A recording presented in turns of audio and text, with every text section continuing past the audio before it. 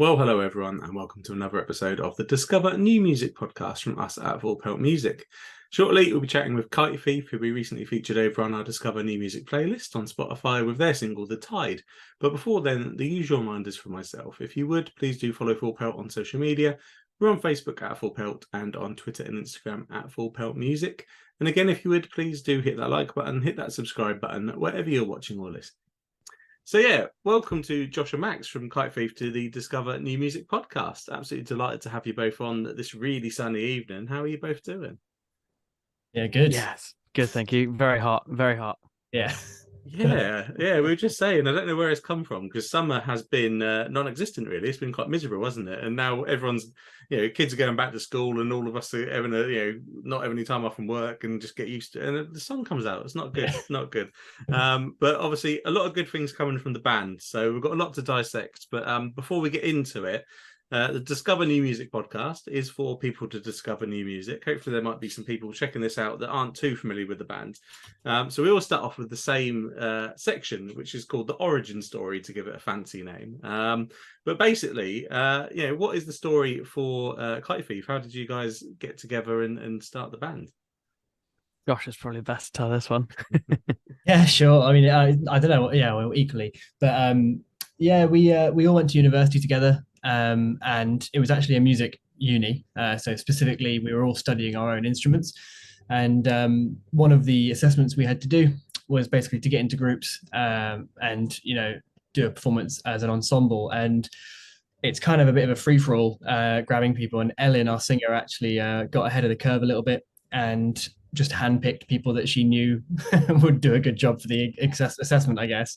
And she'd played with Max before. She knew about Max. I think Max, you recommended Zach. I think that's how, if I remember it happening. And and Zach knew Henry, and Zach then Henry. Ellen knew Josh and joined us. Yeah. Me and Josh had kind of crossed paths, but we weren't in the same classes basically. So she was the orchestrator. Yeah. And then she had a band for the rest of uni, and then we did everything together, and it was great. Yeah, and we just thought we might as well have a go at writing some of our own stuff.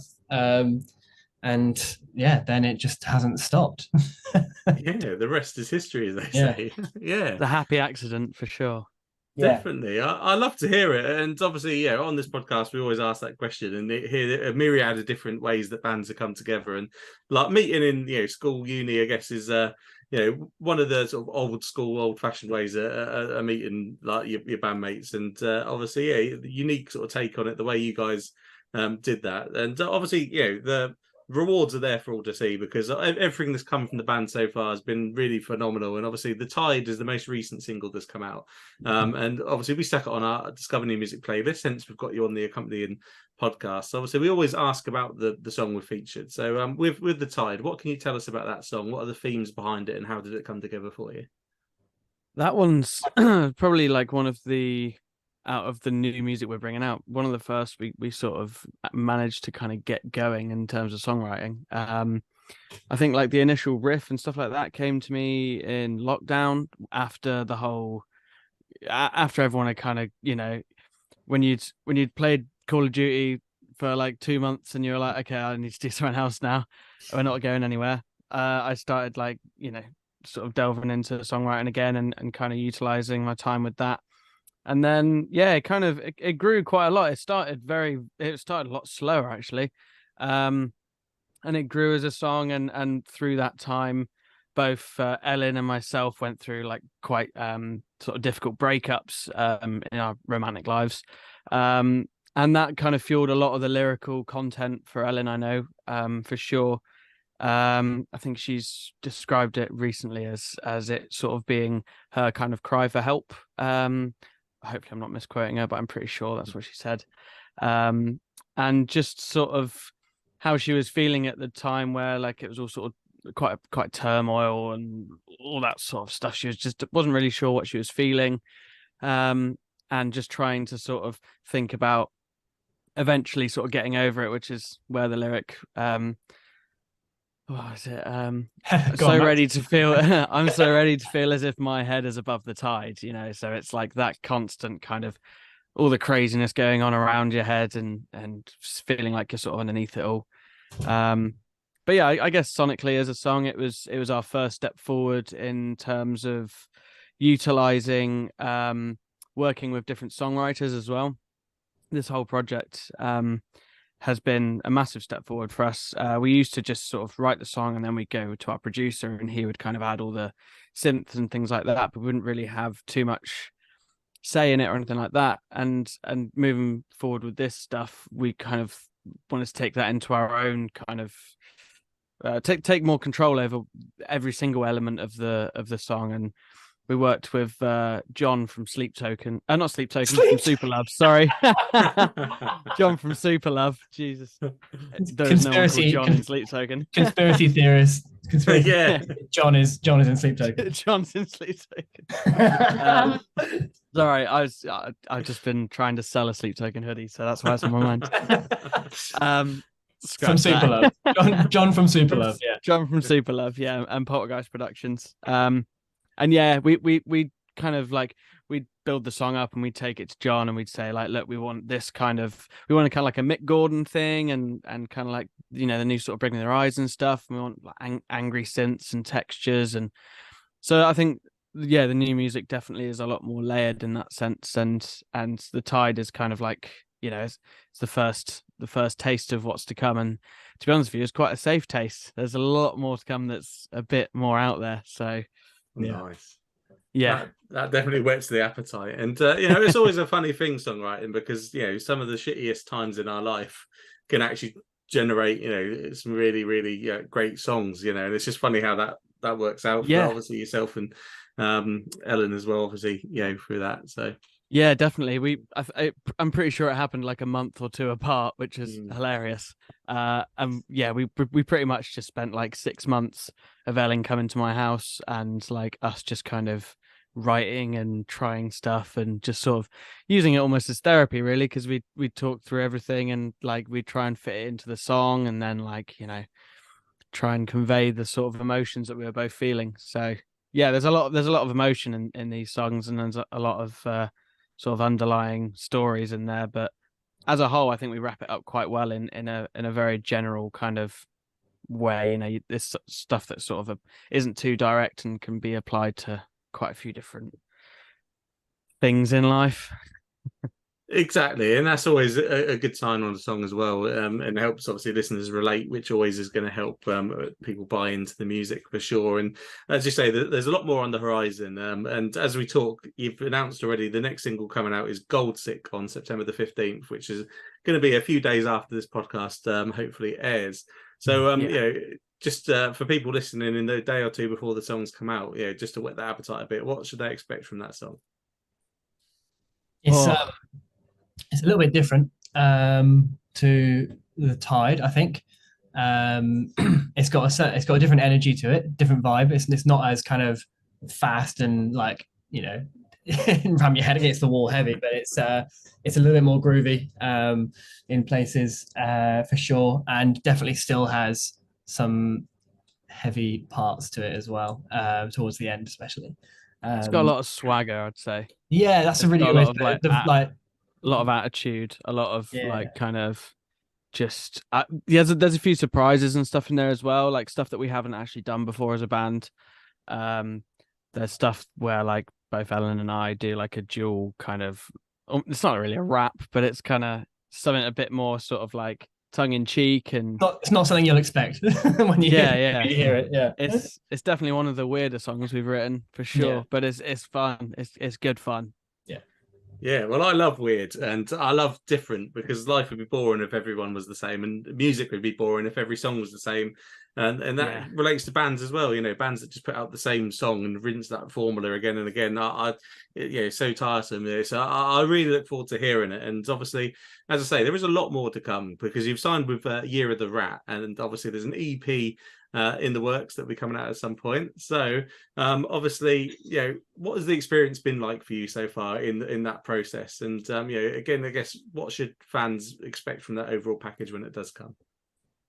Yeah, it's been something that we've never tackled before. I mean, we've never done a collective body of work. Closest thing we had to that was the live EP that we released, but that was all from all the different singles that we put out over the years.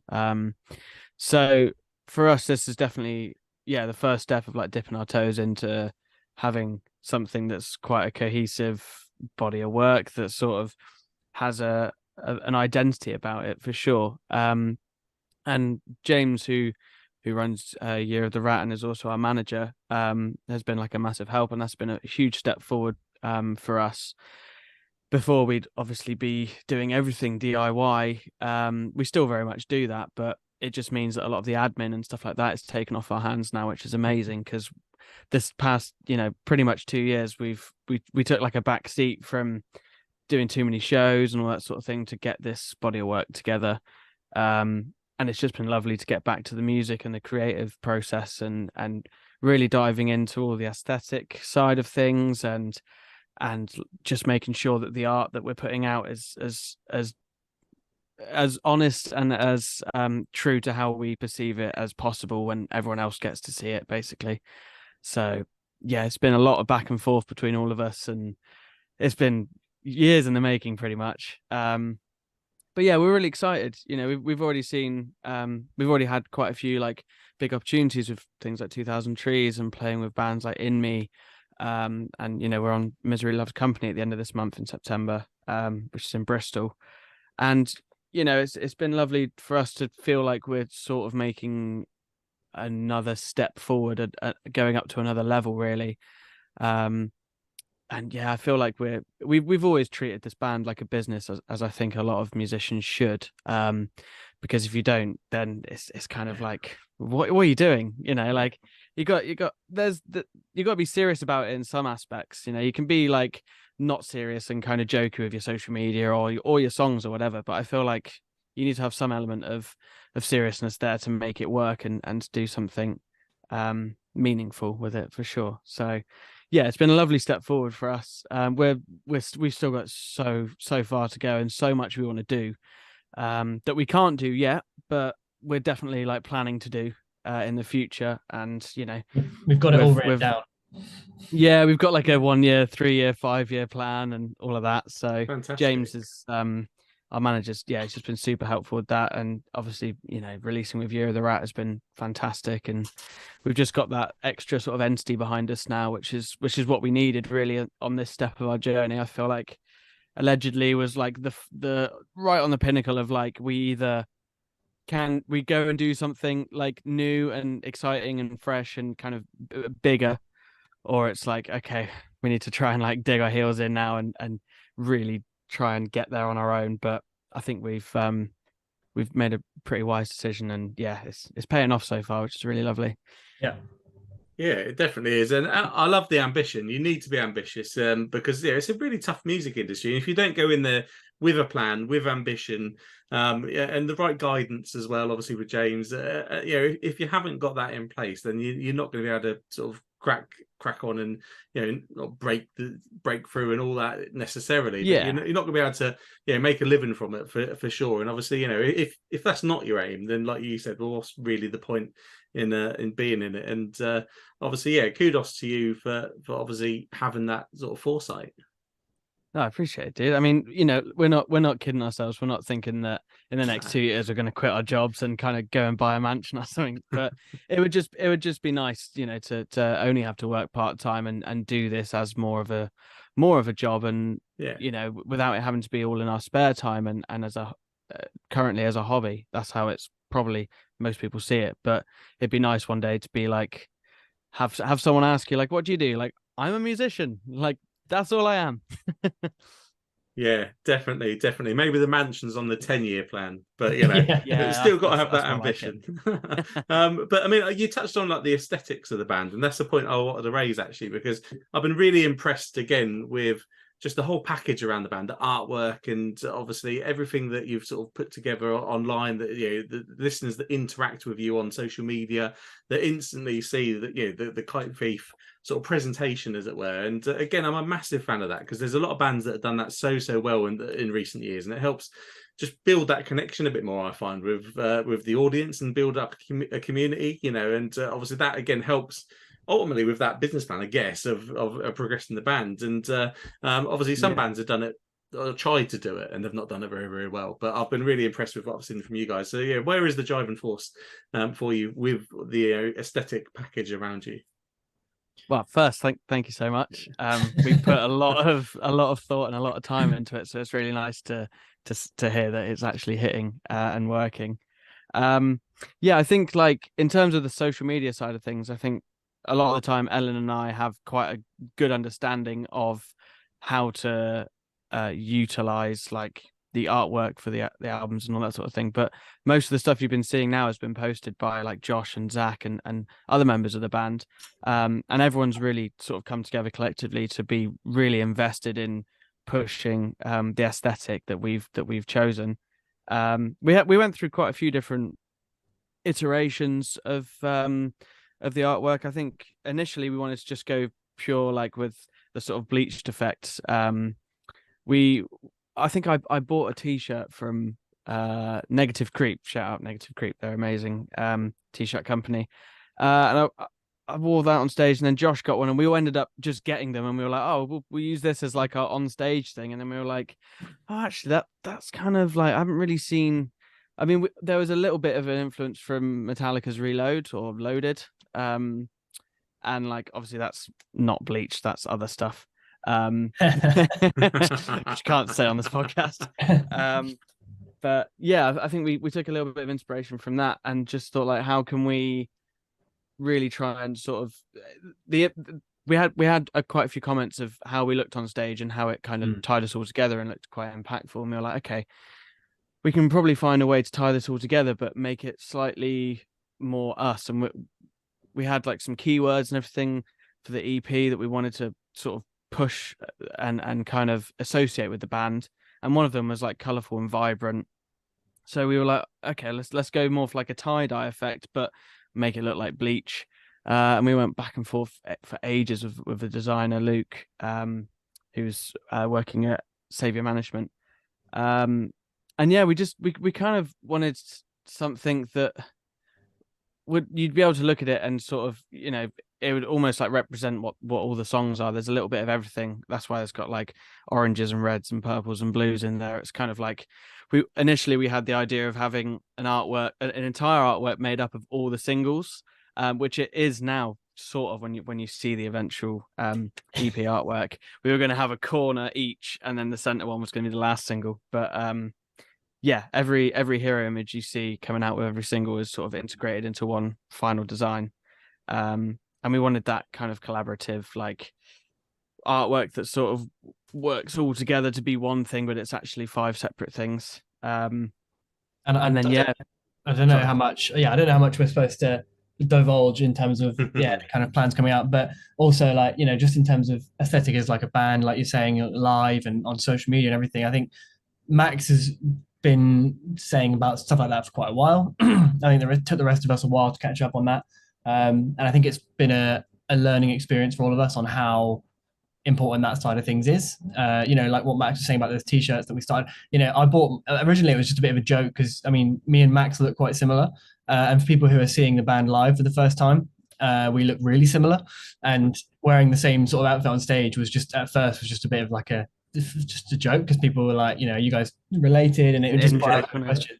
And then, you know, then like you said, it kind of grew and stuff. And I think what that's grown into is focusing a lot on this one, but also focusing a lot on how we can change it in the future. You know, even looking ahead to, for example, whatever our next body of work is going to be, and how we'll change everything to suit that and you know, evolve it even more. So it's definitely been a learning experience on that. Yeah, and I love to hear it. I really do. I say it can work really well, or it can you know, that just look really, really sort of tacky, you know, but you guys have pulled it off really, really well. And to the point where you touched on 2000 Trees, and I had a point down here as well, because I was at Trees, one of my favorite festivals in the world. Like, just every time I go there, I just leave thinking, oh yeah, this is like the best festival. And you guys were on early in the day, and like I heard you starting up, and I was like, yeah, I've got some time, I'll go check out this band. And obviously walking up to the tent, and I'm just like, could see you guys, and obviously the package that you present live, as you say. And I remember walking in and going, these are either going to be amazing or they're going to be awful. Like, it's one of the two. And obviously, thankfully for you guys, when I walked in there, within like a minute or two, I was like, yeah, they're amazing. This is brilliant. And obviously, you attracted a huge crowd for that time of day as well. And obviously, I think a lot of that was people obviously hearing you and going, "Ooh, what's this? Let's go and have a look at this." What was your experience of trees, as a whole? What did you think of the day? It's, it was It was nuts, wasn't it? yeah. I mean, we were like, Yeah. we've played festivals, we played outdoor festivals before, and this one specifically was. So we mentioned earlier about our list of goals, our 1, 3, and 5 year goals. This was the top of the list for the 1 year goals. Bit of ambition. We thought it was ambitious anyway, to be honest, but we got it in just inside, like 2 months inside 1 year. We got trees, and we were the first band on, pretty much first band of the whole weekend on the main stages. Obviously they had stuff in the forest sessions and all that, but on the main sort of arena stages we were the first band on for the weekend, and we were expecting like some people to come see the first band on, not massive.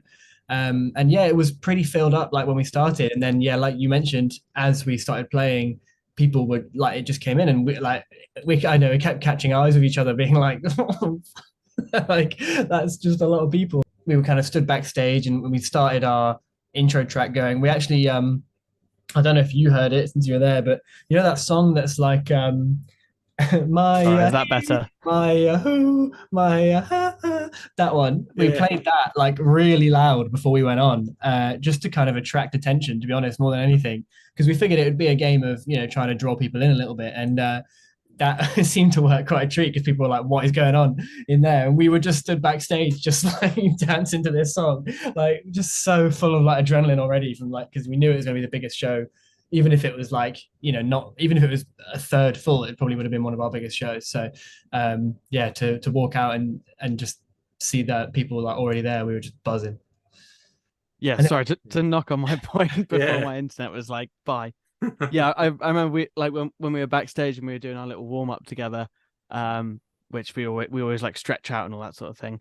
I remember like walking off stage after sound check and there being like sort of like 5 people there maybe, and I was like, okay, if it's gonna be like this, it's gonna be like this. I'm here, like we're doing it. And then Josh went up to turn on the song, the intro song, and I remember him like walking up casually and then coming back down and just being like shocked in the face, and he just grabbed me and he was like, go and have a look. And it was pretty packed already. So yeah, like Josh said, as we played, it just got like busier and busier, and by the end of it, I don't know, there was like a couple hundred people there for sure, like maybe 300. The tent was packed and it was insane. It was best so gig I've ever bad. played. I'm so bad at counting people. Like I have no idea if that was 300 people or like 1,000. Yeah. But it felt like loads. Yeah, you can see it there's a picture on our website of just like that was towards the end of the set, and it's just like like I couldn't pick out one person in the crowd. It was amazing. I loved it. Yeah, no, it was a lot of people. I'm eagerly rubbish at like guesstimating how many people are there. But I mean, a good indicator for a tent at a festival normally is the fact that the people are spilling outside. There's people watching from outside the tent as well as in. So clearly, it's condensed enough for that to happen. And yeah, like you say, I think that intro music worked a treat as well, definitely. But ultimately, if you guys had been shocking, then people would have left. But you kept hold of them, and obviously, come the end of it, you guys had a massive ovation. Obviously, you could tell everyone leaving that tent was talking about how great Kite Thief are, and obviously, they're the sort of shows that really, really are going to help project the band onwards. And obviously, you guys absolutely smashed it. So Thanks well so done much, for man. that. Definitely, Appreciate that. and obviously on the live front, you touched on Misery Loves Company, which annoyingly I can't get to because the lineup for that looks absolutely amazing. It's so stacked. how excited are you to be playing that one? Super excited, man. There's so many mates on that lineup as well for us, and I think it's lovely to see like Bristol bands, but also just like UK bands as well, being like bands of a lower level having the chance to sort of shine. And I think because we know Ian from Raptors, who's got quite a big hand in organizing it, and he's always on the lookout for up and coming bands and to support bands that need like a little more attention and try and draw people's gaze to them. So yeah, for us it's lovely to be amongst friends, and we're super excited for it. It's definitely one of the biggest, like aside from Trees, obviously one of the most exciting lineups we've been a part of this year for sure. Yeah. I think when it first got kind of presented to us, we were like, because sometimes you do get offers for stuff that we have to kind of weigh up about like whether it's worth us traveling to do it financially, because I mean, Max and Ellen still live in Bristol. Henry's not far; he's in Glastonbury. Me and Zach are further away. I live in London. Zach lives in Northamptonshire. So it's not miles away, and we do obviously get together for tours and we get together for rehearsals and stuff, but we do have to kind of weigh everything up. And when this first came through, we were like, never heard of it. Like, I don't know if is it going to be kind of. It was a brand new festival, wasn't it? It's brand new. And Ian hadn't mentioned anything to us beforehand, so we were like, oh. We were like, I don't know if it's going to be, and then they were like, yeah, we've already got these bands confirmed, and we were like, oh, it's going to be this kind of party. All right, let's get on that. And it's just grown and grown. I think we were like on the first wave of announcements, and then it's kind of just got bigger and bigger. And we've got lots, like Max said, a lot of mates. We've got bands like Hamasha and Giant Walker as well. People we know, people we play with like a bunch of times. And just really looking forward to seeing everyone again, as well as obviously like Raptors as well, and bands that we've crossed paths with a lot, like Lake Malice as well. It'd be cool to catch up with them. But yeah, it's going to be exciting. Oh, it is. You've listed off just there, some fantastic bands, and the scene around Bristol really is incredible. Like the amount of talent that is coming out from around that area is amazing when you compare it to the rest of the country. But yeah, definitely, listeners, I encourage you, if you live near or even if you don't. I say I live quite far away, and I would have been heading there if I didn't have other plans. Misery Loves Company, definitely head along to that, and obviously follow the band across social media is another point I always raise, and obviously I always give out the handles. And you've made my life really easy because it's Kite Thief UK across the board. I haven't got to read out a load of different handles, which is always great. It's working. So, yes, well done for that. Obviously for fans, that's the best way to stay up to date with you. Obviously, we've got more music coming down the line, and I assume there's plans that perhaps can't be spoken about yet, but there's definitely going to be more chance to catch you live as well, I would hope. Yeah, for sure. Definitely soon, I'm sure. Yeah, definitely next year. Definitely next year. Definitely next year, and definitely in a lot of places. Excellent. Well, that's what we need to know, because then the fans can go and they can follow you on social media, and they'll be the first to know when it all gets announced, which is fantastic. Absolutely. And just to whet the appetite for the live side of things, one more time, the last portion of the podcast is something we call setlist science. I'm a massive setlist geek, and I love to ask this question. So, how much attention do you pay to the structure of your set lists, and have you got any rules that you tend to follow? Yes. So there's actually two major aspects to this, because there's, on the one side, we want to, we look at songs and what would be the biggest opener, and then we got to follow that up strong, and we don't want to drop too much, and like things like all this sort of stuff, and big endings, and all that kind of stuff. But on top of that, there's a whole other layer in that we're quite how does it, like, we torture ourselves a little bit with our stage setup, in that it's the way we do it at the moment, and it does change, but the way we're doing it at the moment is that our set is programmed like to the second. So we know that our like half-hour set is going to be 29 minutes and 30 seconds. We know that and it has to all be pre-programmed before, because I do all the like clicks in our in-ears and lighting and all this sort of stuff as well. And so we have to think of it like well in advance to give me time to do it, but also like so that musically, what do we want where, and then also like, okay, we'll have to put gaps before this song because of tunings, and like in between, we like to have in between tracks to make everything kind of seamless. And so there's a lot of like nerdy thought going into it, as well as just like musical thought, and it's often done quite in advance. Speaking of which, Max, we need to sort that out from Misery Loves Company. Yeah. Well, we've definitely had a few times where we've discussed a set list over, like, we have a meeting every Tuesday, basically, like we're doing now. We do like a Zoom meeting, and we discuss the set list over meetings, and then usually if we haven't played together for a while, we'll go into a room like before tour, and we'll give it a good run.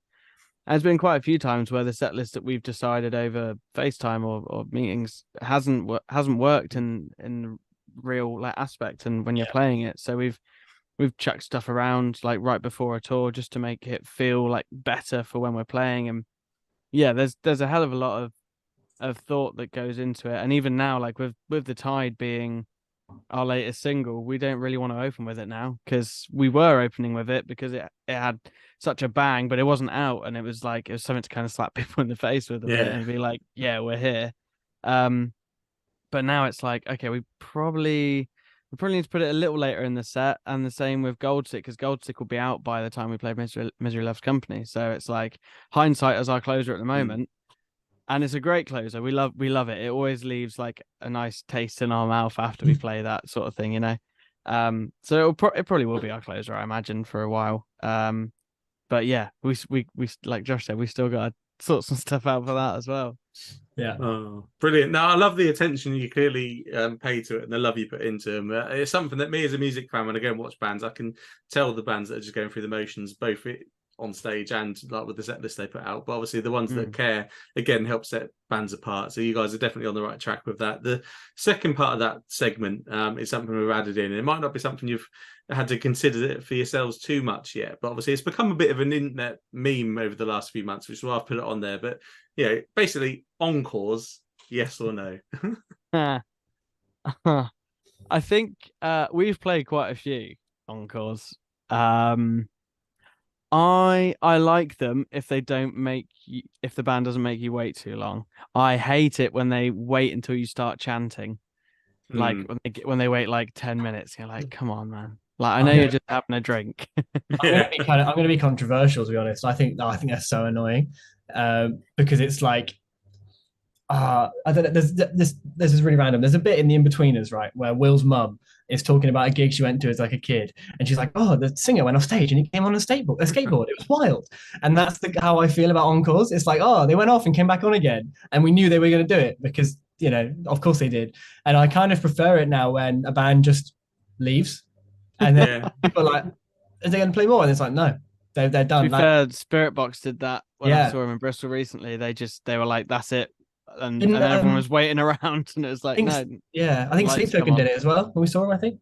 Max. Yeah, Sleep Token. I think it's better personally. And then you get opportunities then where if it's a band that doesn't do it, but the crowd really like goes for it and wants another song, and that's like a bit different. I think when we saw band a few years ago where half the band actually left, and then the guitarist stayed on stage, and we like he was kind of amping everyone up, and we were like, come on, I want to hear this specific song. And then they did kind of like, they went and dragged the rest of the band out, and you could tell it wasn't the plan, and like they had to change some stuff to do it. And that feels way more genuine than being like, oh, here's the two songs that we planned to come out. And I don't know. For me anyway, I think I'm not a fan. To be fair, when we've done an encore, it hasn't been because we wanted to. Well, not because it wasn't planned, basically. Like when we headlined Crofters. Well, when we headlined the Exchange, that was our first like proper headline show, way back now. We had to play a cover as an encore because we didn't have any other songs. We played all our songs, and then we did it at our headline show like most recently, which was lovely actually, because it was like everyone was so into it, they just wanted a bit more, and that's lovely. I do think the pre-planned ones are cringe. Yeah, I'll agree with you there, Josh. Definitely organic. Thumbs up, definitely. Like that's special. That's the connection between band and audience, and the audience want more because it's been such a special night. But like you say, the organic ones, or the non-organic ones rather, these days, I really have now sort of turned off to them because it is a bit pantomime, isn't it? And you do just think, I've got a train to catch. Like, can you just hurry up? Especially when they come on and no one's actually asking for them to come back on. That's the really cringy bit. It's like, you're not Guns N' Roses, pal. Nah. I actually saw Guns N' Roses a couple of weeks ago, and they didn't do one. Good. Yeah, I think Axel said, we're going to save you the bother of going off and coming back on. And then they played like, I can't remember what it was. It was something, and then Paradise Sea. But I actually, controversial, I left because I had a train to catch. And I was just like, pet.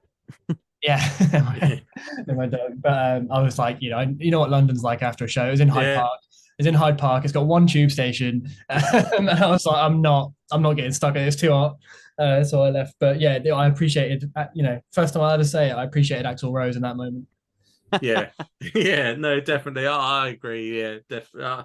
And one of the, I guess, one of the downfalls of this change, because a lot of big bands have sort of cottoned on to that now, and like with Guns N' Roses now, probably will skip them if they can. But obviously, there's that expectation still of, oh, well, they're gonna do one because it's the done thing. Yeah.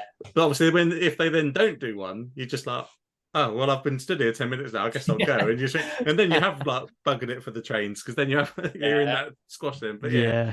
yeah, That's where being in a venue and not at a festival's best, because the lights come on and you're like, okay, I gotta go now. yeah, that's the cue to get out. It's like Yeah, a for post sure. credit scene in a Marvel film. Yeah. Yeah. If the lights is. come on, you can go. Yeah. Oh, definitely. No, really fascinating. I love that portion of the podcast, and obviously, great answers from you guys on that. And say again, listeners, so much great stuff coming from Kite Thief. Obviously, Goldsick out on September the 15th. Misery Loves Company as well. Again, follow the band on social media. That's what everyone needs to do. I always give the final portion of the podcast, or final question, just over to you guys, and just say, what would be your final message for the listeners today? Oh, Keep cool. It's warm out there. It's warm out there. Keep cool. Listen to Kite Thief. Stay hydrated. Yeah. No, I don't know. Like, just give us a chance. Don't be a dick. That's my words of advice. Give us songs a chance. I think they're really mint. Absolutely love it. Yep, no, best final messages we've had, definitely. No, thank you both so much for giving up your time and coming on the podcast. No, of course, man. Thank you so much for having us. Well, thank you everyone for listening. I really do hope you enjoyed that chat there with Kite Thief. Do make sure you check out their single The Tide over on our Discover new music playlist on Spotify, and of course follow the band across social media to stay up to date with everything coming from them. You can also stay up to date with Full Pelt. We're on Facebook at Full Pelt and on Twitter and Instagram at Full Pelt Music. And finally, if you would, please do hit that like button, hit that subscribe button, wherever you're watching or listening, because we'll be back very soon with another episode of the Discover New Music podcast.